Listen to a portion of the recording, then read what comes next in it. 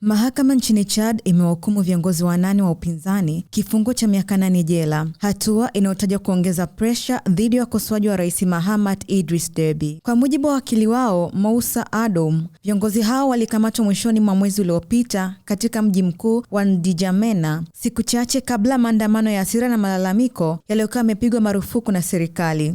Aidha, viongozi hao walikuwa wanakabiliwa na mashtaka ya kuunda genge la uhalifu, uasi, pamoja na kumiliki silaha za kivita kinyume cha sheria. Hata hivyo, wakili wao amesema hukumu hiyo imejaa makosa sio na msingi na ameahidi kukata rufaa katika mahakama ya rufaa ya N'Djamena. Viongozi hao ni wanachama wa harakati ya GCAP, kundi la kisiasa ambalo limekuwa mstari wa mbele kumpinga Rais Deby tangu ashike madaraka baada ya kifo cha baba yake aliyekuwa rais wa muda mrefu Idris Deby Itno. Siku moja kabla ya hukumu hiyo, Mahakama Kuu ya Chad iliagiza kuvunjwa rasmi kwa muungano wa GCAP unaojumuisha vyama 13 vya siasa na wanaharakati wa kiraia. Aidha, serikali ya Chad imeendelea kukosolewa kwa kukamatwa kwa viongozi wa upinzani. Kiongozi maarufu wa upinzani Success Masra, ambaye amewahi kuwa waziri mkuu, alihukumiwa miaka 20 jela mwaka 2025 kwa kosa la uchochezi wa chuki, kesi ambayo mashirika ya haki za binadamu